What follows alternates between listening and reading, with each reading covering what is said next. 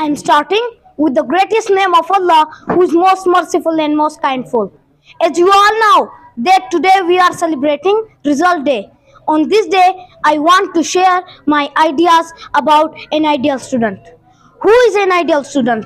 Some may think that an ideal student should be brilliant in his studies. It always stands at the top of successful student. But it is wrong thinking. An ideal student should be well above 50.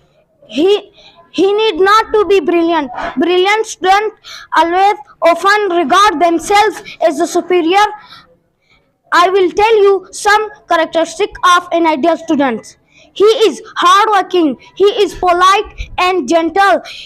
The most important thing in an ideal student is the punctuality of time. That's all. Thank you.